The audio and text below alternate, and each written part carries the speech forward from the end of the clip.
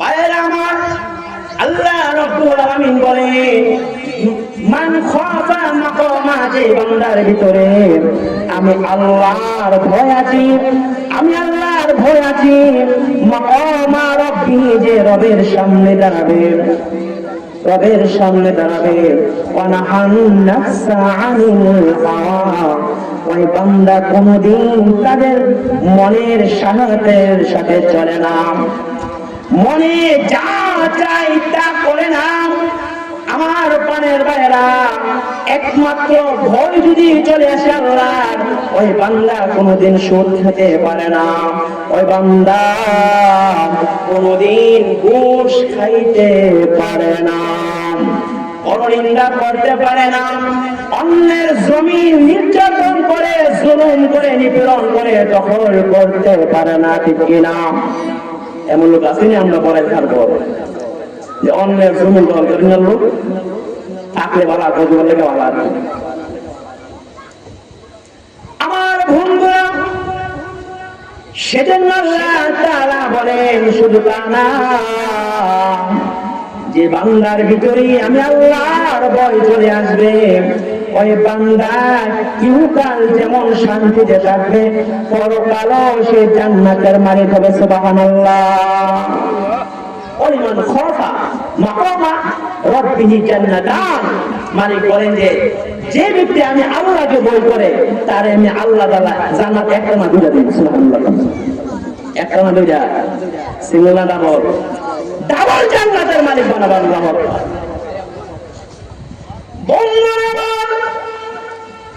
সাহাবায়ে কেরামের ভিতরে কি পরিমাণে ভয় ছিল!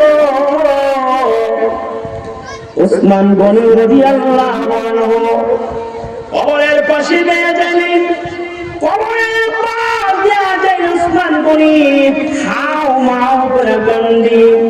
অন্যান্য সাহাবীরা বলেন, উসমান গনি, আপনি জান্নাতের জাহান্নামের কথা শুনলে, জাহান্নামের বর্ণনা শুনলে আপনি এত কান্না করেন না, যত কান্না করেন আপনি কবরের পাশ দিয়ে যাইনি।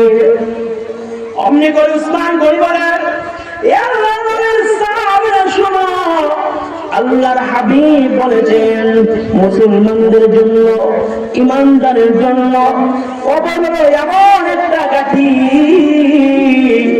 যে গাঠির মধ্যে বান্দা যদি পাস হয়ে যেতে পারে, সফল কাম হতে পারে।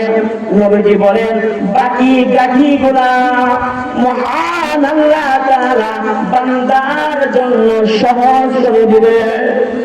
আল্লাহ নবীর সাহাবীরা শোনো, সেজন্য আমি চিন্তা করি, আমি উসমানের তো জান্নাতে যাওয়ার কোনো সামানা নাই।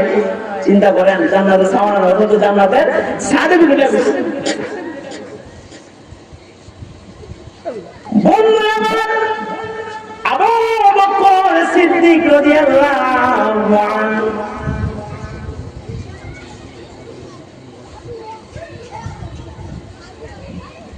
আবু বকর সিদ্দিক রাদিয়াল্লাহু আনহু রাস্তার দিয়ে আর মালিকের কাছে হাত বাড়ানো কবর, আমি আবু বকর না হইয়া আমি যদি এই রাস্তার পাশের তরুণতা বৃক্ষ রাজি হইতাম, রব্বুল আলামিন গৃহপালিত পশুগুলা আমি আবু বকরের গাছ করে রেখে ফেলতো, আর আমার তার কঠিন হিসাবের হাসরের ময়দানে আমি আবু বকরের বিচারের কাঠ গড়াই দাঁড়াইতে হইতো না। আবু বকর সিদ্দিক রাদিয়াল্লাহু আনহু চোখের পানি গুলা ফেলাইয়া বলে, প্রভু গো, আমি রে তুমি আবু বকর না বানাইয়া কেন বকরি বানাইলা না, কেন গরু মহিষ বানাইলা না? দুনিয়ার মানুষগুলা আমাকে ব্যবহার করি, একটা সময় আমি মরে যাইতাম, আরে না হয় আমাকে জবাই করে মানুষগুলো আমাদের বেরোত, তবু কুটির কিয়ামতের ময়দানে আমার হিসাবের কাজ গড়াই দাঁড়াইতে হইতো না। চিন্তা করেননি কেমন সাহাবী, কি পরিমাণ নেতা। এরপরও মাকামা রব্বিহি, কান্দে রবের সামনে দাঁড়াইতে হইব, জাহান্নামের ভয় কান্দে। আর আমরা সাদে বিবরণের বইও না, ও আমার আসল কি আর চাইব কি সব ক্ষমা। মা এসে সিদ্দিকা রাদিয়াল্লাহু আনহা হুসনার শুনে দাঁড়ায়া দরজার পাশ দিয়ে দেখতে দিল আকাশের মধ্যে তারকারাজি। আল্লাহু আকবার। এমন সময় রাসূল এসে বলেন, ও আয়েশা কি দেখতেছিলে? আয়েশা সিদ্দিক বলে, ইয়া রাসূলুল্লাহ, ইয়া হাবিবাল্লাহ, নবী গো, আমি আকাশের সুন্দর তারকার দিকে তাকাইয়াছিলাম। আল্লাহর হাবিব অমনি করে বলে, আয়েশা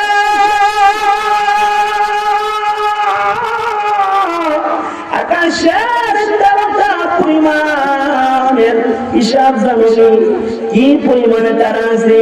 মায়েশা বলেন, নবী গো, আল্লাহ এবং আল্লাহর রাসূল সবচেয়ে ভালো জানে। আল্লাহর হাবিব বলেন, এত পরিমাণ নক্ষত্র, এত পরিমাণ তারা একজন বান্দার জন্য গণনা করা সম্ভব না। আল্লাহ নবী বলেন, আয়েশা রে, জানোনি এত তারকা পরিমাণ নাকি আমার কোন সাহাবীর আমল নামায় আছে? অমনি করে আয়েশা বলেন, ও নবীজি, আমি বলতে পারবো না, আল্লাহ এবং আল্লাহর রাসূল সবচেয়ে ভালো জানেন। অমনি করে আল্লাহর হাবিব বলেন, আয়েশা এত পরিমাণ নাকি হলো আমার ওমরে ফারুকের আমল নামায়। আয়েশা রাদিয়াল্লাহু আনহার চেহারা বলে গেছিল, রাসূল শিয়ারি গার ওজন করতে পারলেন। রাসূল বললেন, আমি তার বাবার নাম করলাম না, কেমন মনে বসে। অমনি করে আল্লাহর হাবিব বলেন, আয়েশা মনে চেহারা মনে অন্তয় না, আমার আবু বকরের এত পরিমাণ নাকি, আমার আবু বকরের নাকি যদি তামাম উম্মতি মুহাম্মাদের প্রত্যেক জনের যদি আকাশের তারকারাজি পরিমাণ নাকি হয়ে যায়, সমস্ত নাকি গোলার যদি আমল নামার পাল্লার মধ্যে এক পাল্লায় রাখা হয়, আল্লাহু আকবার। নবী বলেন, আবু বকরের এক রাত্রের আমল নামা যদি আরেক পাল্লায় রাখা হয়, নবী বলেন, আমি বলেছি, আমি বলতেছি শোনো, আবু বকরের নেকের পাল্লাটা সমস্ত জাহানের উম্মতের পাল্লার থেকে বাড়ি হয়ে যাবে। সুবহানাল্লাহ।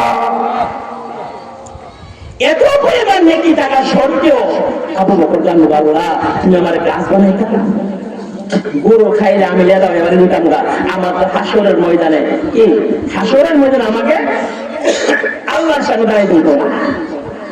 চিন্তা করলেন জাহান্নামের কি বল? জাহান্নাম কি কেমন করুন? শ্বশুর বাড়ি মনে করুন, জাহান্নাম কি মনে করুন? শ্বশুর বাড়ি মনে করেন যে গেলে খাওয়ান রেডি, নতুন জামাই তো পরবার গেলে মনে করেন যে আল্লাহু আকবার, আশেপাশে লাগামুখি খবর করে কাঁপে যে কোন সঙ্গে উঠাইলা।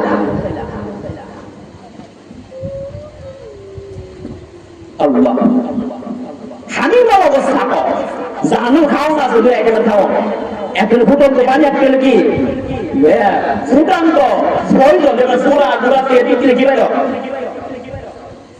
প্রয়োজন বাইর না, এটি গরম উত্তপ্ত করে দিয়ে উঠাইবার লাগবে। যদি জাহান্নাম থেকে বাঁচতে চান তাহলে আল্লাহর ভয়ে দুইটা কাজ করতে হবে। আল্লাহর ভয়টা কি এক বান্দা সুদ খাইতে পারে না, ঘুষ খাইতে পারে না, পর নিন্দা করতে পারে না, বেহায়াপনা করতে পারে না। কারণ পৃথিবীর কেউ না দেখলো আমার মালিক আমাকে দেখে।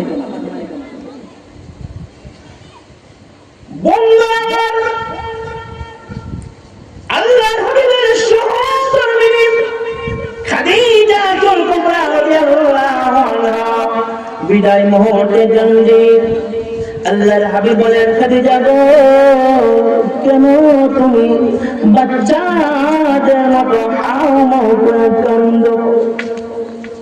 খাদিজা রাদিয়াল্লাহু আনহা চোখের পানি গড়াছে কান্দে, নবী গো, দুইটা কারণে আমি কান্দি।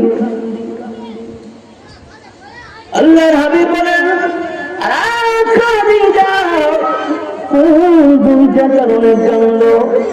খাদিজা রাদিয়াল্লাহু আনহা বলেন, ওগো নবীজি, একটা কারণ হলো আপনার জন্য, আরেকটা কারণ হলো আমি খাদিজার জন্য।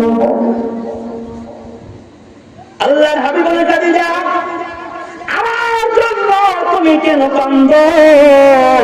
আমি রাসূল সেটা জানতে চাই। খাদিজা রাদিয়াল্লাহু আনহা বলেন, নবী গো, নিজের চোখে দেখেছি দিনের দাওয়াত নিয়ে গেলে আপনি কাফের বেঈমানেরা আপনাকে এত পরিমাণে নির্যাতন আর নিপীড়ন করে যেটা আমি বরদাস্ত করতে পারি না। ওগো নবীজি, আমি যখন আপনার পাশে দাঁড়িয়ে থাকতাম কাফের বেঈমানেরা সাহস পাইত না আপনার কাছে আসার জন্য। নবী গো, আমি যদি এই মুহূর্তে দুনিয়ার জমিন থেকে বিদায় হয়ে যায়, ওগো নবীজি, ওই কাফের বেঈমানগুলা আপনার সঙ্গে কেমন ব্যবহার করে আমি সেই জন্য আমি কান্দি।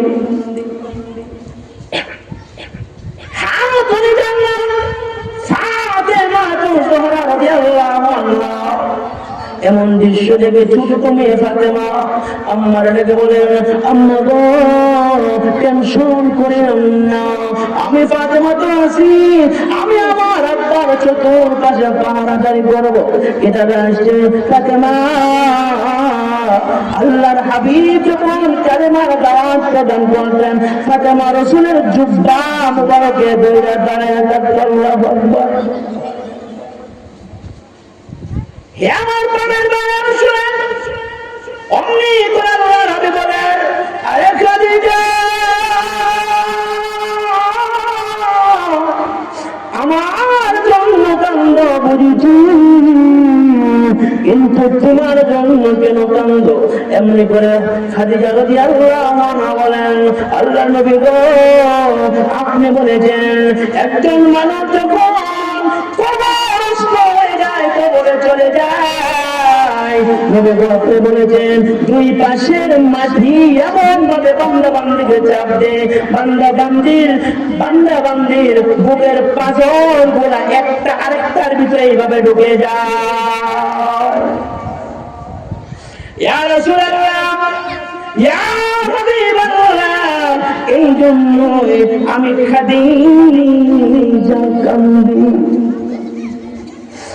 আল্লাহর হাবিবের কাছে খাদিজা বলেন, নবী গো, এই মুহূর্তে আপনার কাছে একটা আবদান করতে চাই। আল্লাহু আকবার। আল্লাহর নবী বলেন, খাদিজা, জীবন ভর আমার সঙ্গে একসাথে থেকেছ, কোনদিন কোন আবদান করো নাই। আরে খাদিজা, আবদান করতে পারো, আমার রসুলের যদি সাধ্য থাকে তোমাকে কোনদিন খালি হাতে ফেরাইয়া দেব না। অমনি করে খাদিজা বলেন, নবী গো, আপনার একটি আমি ধুয়ে মুছে রেখে দিয়েছি। আপনি, আমি যখন দুনিয়া থেকে বিদায় হয়ে যাব, আপনার জুব্বা মুবারক দিয়া আমার কাফন করে দেবেন। আল্লাহ নবী বলেন, এমনটা কেন করতে চাও? খাদিজা রাদিয়াল্লাহু আনহা বলেন, আল্লাহ নবী গো, আমার বিশ্বাস আপনার জুব্বা মুবারক আমার কাফন হয়ে থাকলে কবরের মাটি গুলা আমাকে স্পর্শ করতে পারবে না। ও নবীজি, আমার যে কোনো কবরের সামান নয়।